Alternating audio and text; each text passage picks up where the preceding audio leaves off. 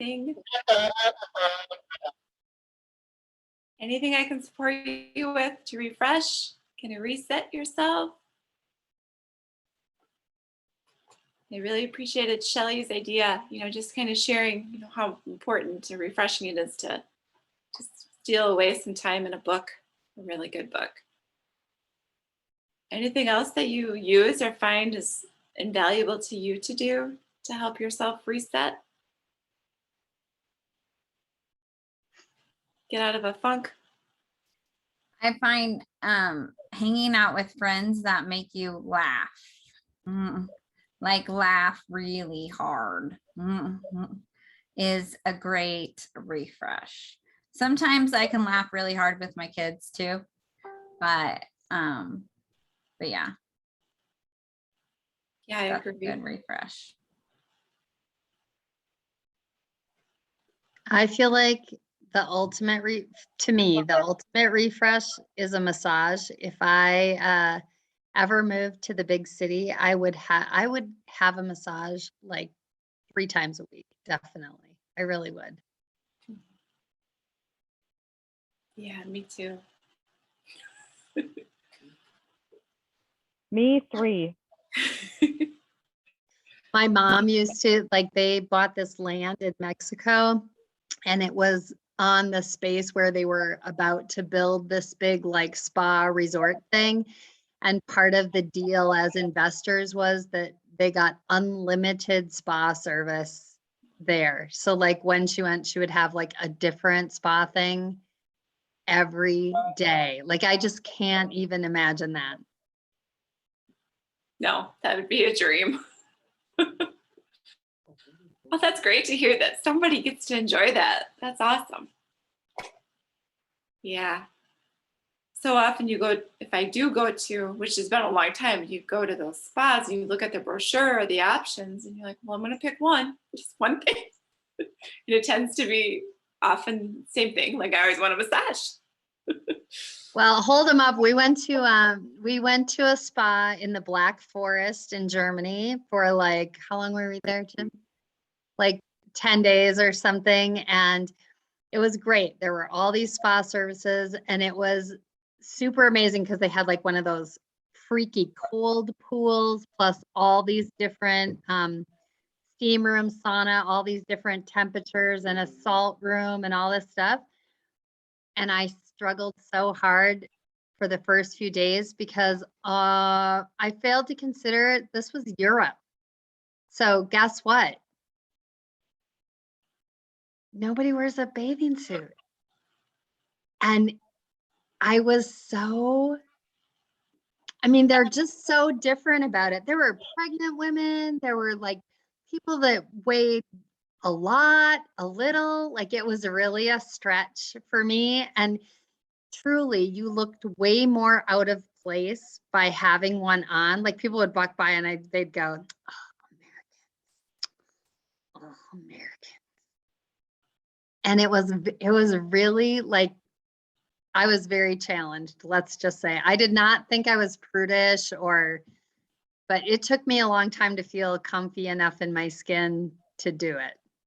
But we had a great time. I would do it now, but it was hard then.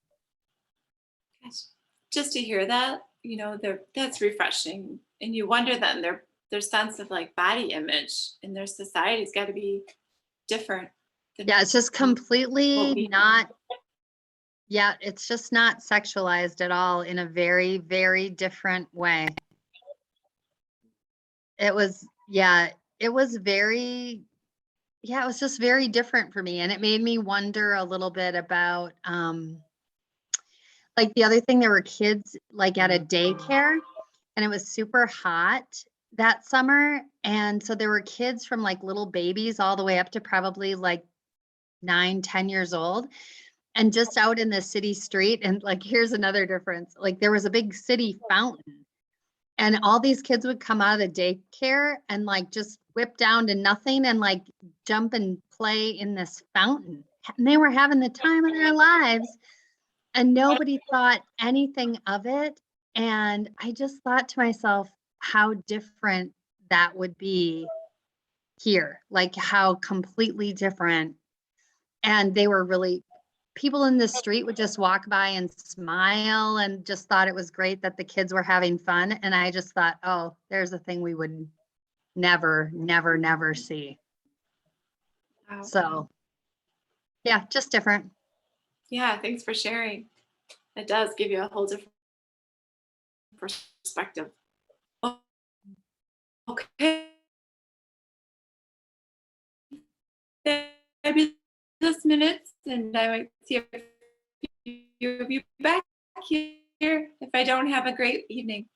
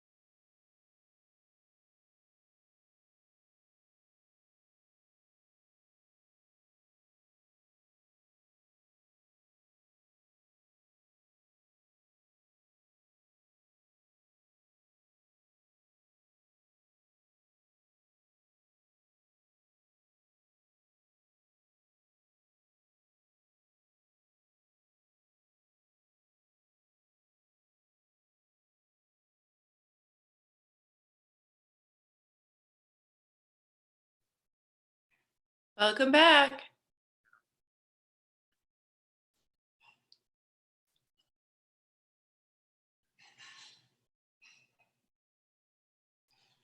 Hey, how did your time go? Hello.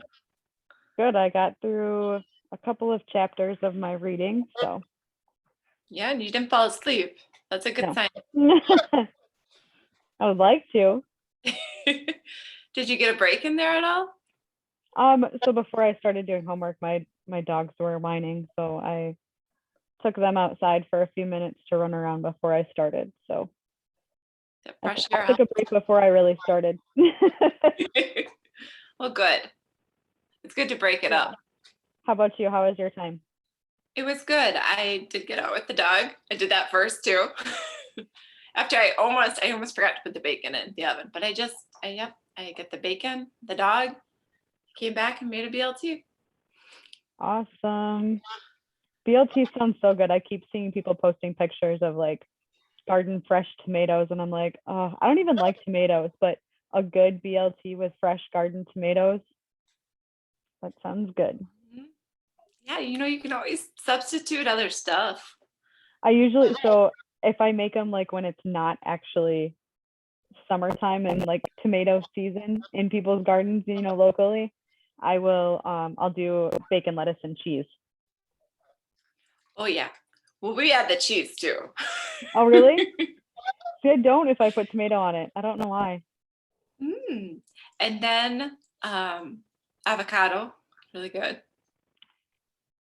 I've never really had avocado, Ooh. honestly. Well, it's one of those tastes where, I don't want to tell you too much because I'd encourage you to try it. It's something that always makes, it's like it's good with the combination of something else. Like it brings out the best of like flavor. It's great like guacamole.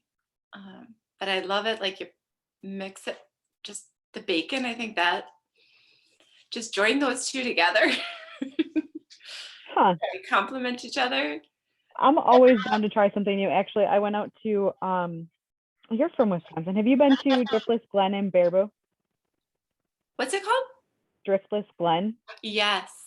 So I have been there once.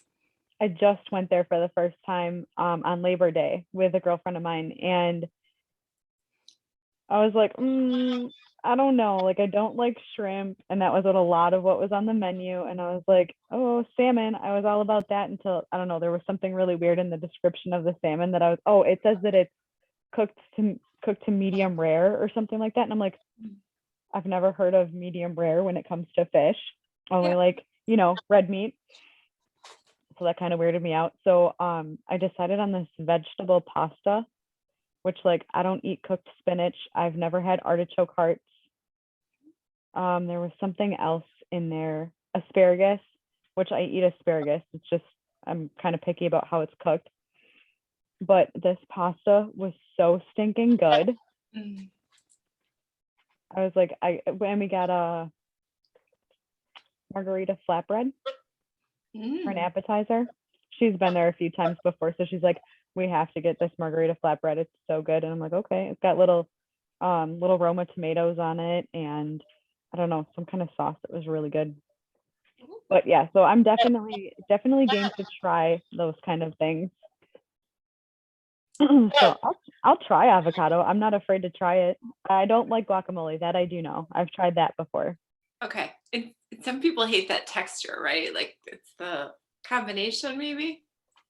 Yeah, I don't know. I keep seeing people like cutting up avocado and putting it in salad and stuff. Yeah. All right, give it a whirl. I'll check back in with you. I will do that.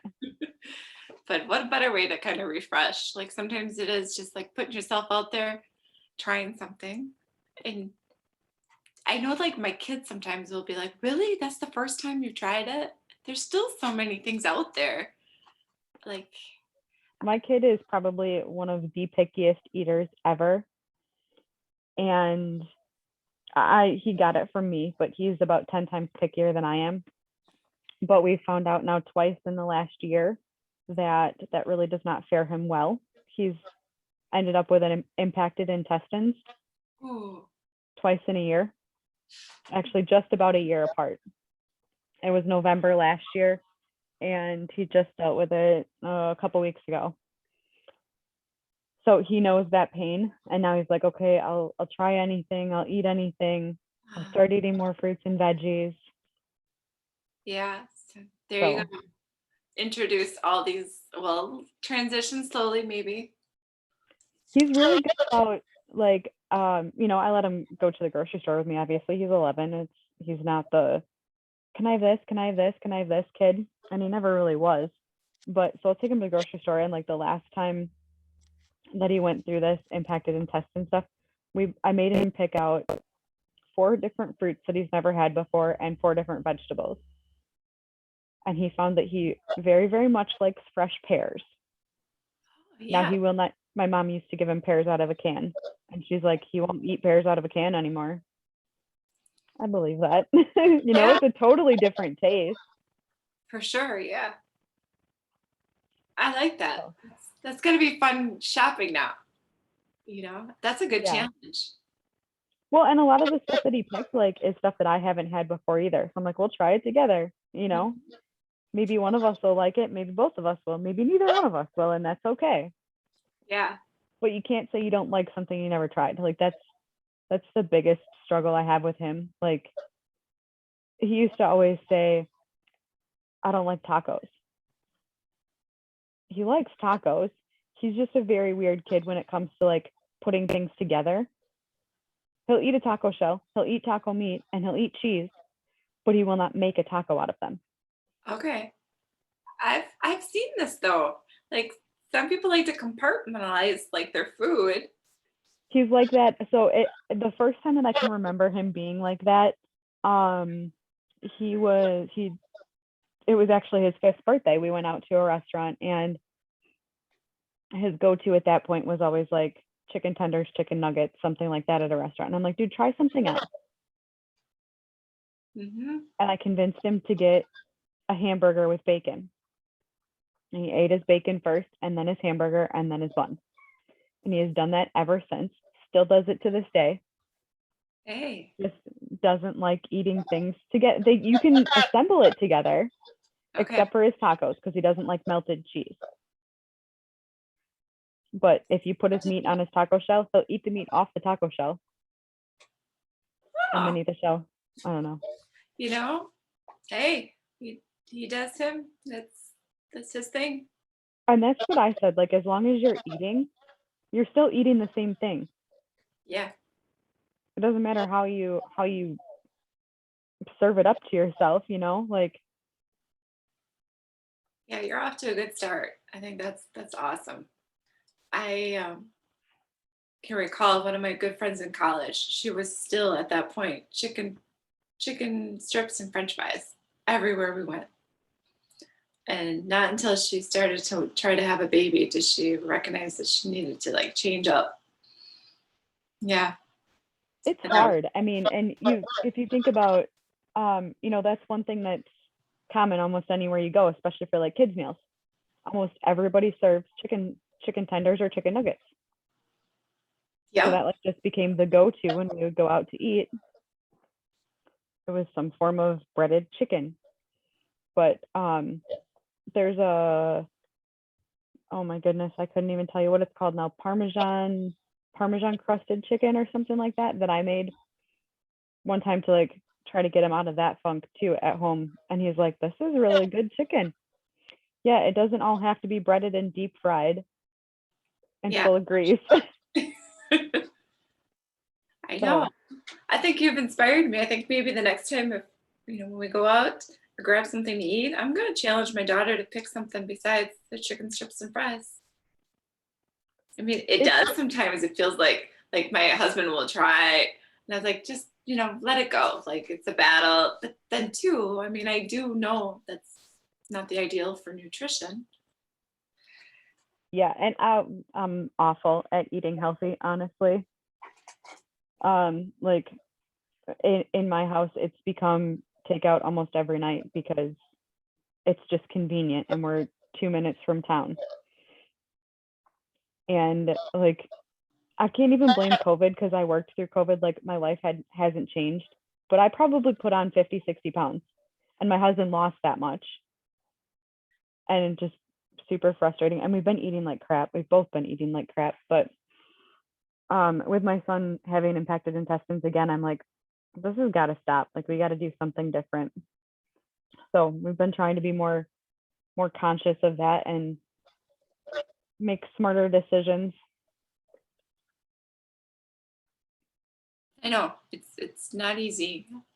I hear you trying to form some habits, like good habits. I even I started a little bit of a challenge. 75-day hard, so I'm trying to stick with it. I'm on day 7. But I need something because I work from home, 4 out of 5 days. And there are some times where I'm like, oh, it's just I need out of boredom, I eat or I walk through the kitchen. But then I know I can go other days and not. So it's just, I don't know, mind over matter, but also what your options are. Like, if I don't have it in the house, I won't eat it. It's See, hard. my thing is, I have an office job Monday through Friday, and I hate like the stale air of an office. We don't have any windows we can just open or whatever. So like, I'll eat breakfast in the morning, and then like 10 o'clock rolls around and I feel myself like starting to nod off. Like, I could just go to sleep right now. And I had a good night's sleep. There's no reason I should be tired, right? So then I'll go get something to snack on, because if I'm stuffing something in my face, I'm not falling asleep. Yep. It's dumb. It makes me so angry, because then I'll go, like, my weekend job, or my part-time job, I should say, is at a Arabian training barn where we've got like 16 horses and that are in stalls we have to clean every day and bring in new bedding and work horses, whatever. And I will be there at 6 a.m. and half the time I won't leave until 2 o'clock in the afternoon, and I won't touch any food that whole time. It'll just be water. Mm-hmm. And I don't feel hungry. Yeah. I don't know. It's frustrating. I understand. Like it's something I think so many of us have a crazy relationship with food, and just, and how to get that under control. I don't know. Like I think it's the habits that are big. But even when I first joined OP, there was somebody had provided, I think it was Liza, with like love, with just her Lovolution, Yes. and taking care of your body, and how we as a society celebrate with food all the time. So Laura, like, takeout is like a reward, or Friday night takeout is something that I like look forward to, because I'm like, I don't have to do anything. We can just pick it up. Yeah. I keep saying I want to meal prep. I want to do like freezer meals, so you can just, pull it out of the freezer, throw it in a crock pot, whatever, Instant Pot. And you don't have to do all the prep work, when you get done with work and you just want to relax. So I keep thinking like that's something that I need to do, and I haven't been disciplined enough to do it. And you brought up the 75 hard challenge. The first time that Beck did that, I asked her about it, and I was like, oh, I so wish I like had I don't feel like I have enough room on my plate for that right now, because of 2 jobs in school and trying to be a parent and, whatever. And that's probably an excuse. Could I make time for it? I'm sure I could. I think the thing that gets me the most about it is the reading, Really? because I do get so stuck in all the reading that I have to do for school. Like this week that I'm on right now, it was 2 chapters out of our textbook, which is probably, I don't know, 10 pages each, maybe. And then we have to read like 3 short stories or something like that, and write a paper on top of that. So I'm like, at that point, I'm like, I don't want to read for fun, because I have too much reading that I have to do. Mm-hmm. So I think that's one of the things that does get in my head the most about the 75 hard challenge, but I have decided I will do it when I'm done with school. All right.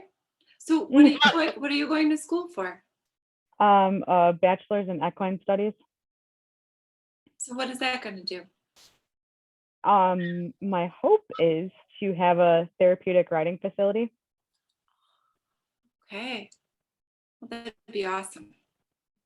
Yeah, That's going to be awesome. it is going to be. I haven't decided, so I keep saying like, you know, what I end up with for property. Oh, go ahead.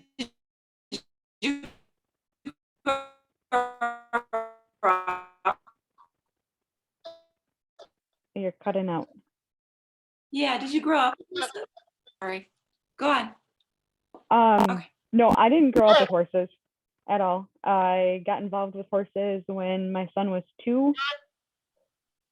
My mom had found a place that rescues horses and then uses them to work with veterans and their families and special needs kids.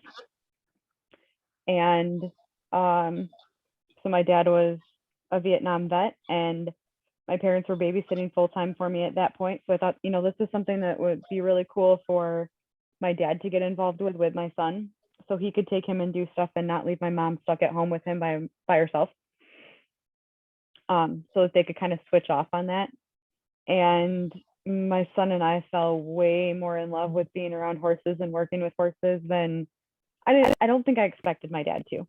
I thought he would do it for my kid, but he fell in love with the camaraderie there, the talking about old tractors and fixing stuff and, you know, stuff like that. So that was kind of where it all began. And then the lady who ran the program got diagnosed with cancer, and she ended up having her bladder removed, and just everything about the way the program was run and the way she would interact with people kind of took a nosedive.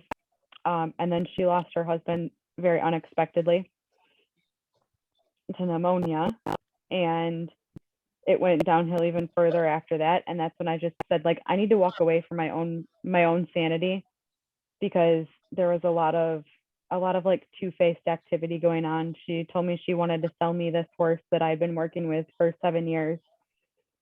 And then all of a sudden this horse is no longer for sale. And a good friend of mine, or a friend that I made out there, had expressed interest in a horse, and 2 days later she sold it to sold that same horse to somebody else without saying word one to them about it. And it's this lady's best friend. So just a lot of things went downhill, and I decided I needed to step out on my own, and versus trying to do that with just having volunteer experience, I decided I was going to go back to school and get a degree. And then, you know, you're questioned less about if you actually have a clue what you're doing or what you say you know, when you have a degree. So that's kind of where that started. And then I found this job at this Arabian training barn, and the whole world of show horses is a completely different world for me, but it's been awesome. And my boss there is amazing. Super good about like passing on knowledge that she knows, or like, you know, making sure you understand things if you have questions and whatnot. So I've decided, like, it's up in the air what I will offer based on the property that I find. Okay. You know, the more land, the more I can offer. Mm-hmm. But That's exciting. that's the plan. Yeah. So when do you anticipate finishing school? I think I will be done in the next like 6 months to a year. I'm not entirely sure. Hey, that's awesome. It's coming up. You'll Yeah. be here before you know it. Wow, I love that. You've got a goal like that, and it's your passion. That is priceless. And Yeah. now you found in this woman, it sounds like more of a mentor and somebody who's going to help you grow and support you. Gosh, For well, sure. that's isn't, and I know it sounds like it wasn't, you know, just the easiest path to get to where you are, but it's crazy how sometimes the journey is like that, where it kind of lends you some of those obstacles or difficult people or bad experiences. For sure. But then I don't think that happened. I don't think that I ever would have actually decided, like I want to be a business owner. I want to go. I would have probably, honestly, working for somebody else, doing horse stuff doesn't pay for nothing. I went and talked to a lady that runs, the lady that runs Red Ridge Ranch in Mauston. I had talked to her probably 3 years ago now about working for her, and she literally pays minimum wage for her trail guides. And you have to do all of the getting the horses ready in the morning, saddling them up, whatever, feeding, cleaning stalls. Obviously, you sometimes get tips, but not everybody that takes trail rides gets tips. So it doesn't pay for anything in the world. The job that I have now, I literally make $10 an hour, and I bust my hiney, but it's the experience That's valuable. Yeah. for sure. And I know it's hard work. I've only been like, when I was younger, I'd help on the farm. So no horses. Well, they got a horse shortly after, right before I stopped helping. But that's a lot of physical work. So I admire you. And I'm so excited to hear about your plan. I know you're going to make your dream come true. I hope so. You will. You will. Well, thank you for sharing it with me. Yes, That's for awesome. sure. Good to see you tonight too. It's good to see you You smiling. too. I hope your day's improved. And Thank you. it's Monday. You got this. It's Monday. Can reset, refuel for the week. Yes. All right. Well, I hope you have a wonderful week. Maybe I'll see you later. All right. Sounds good. All right. Take care. You too. Thanks. Bye-bye. Bye.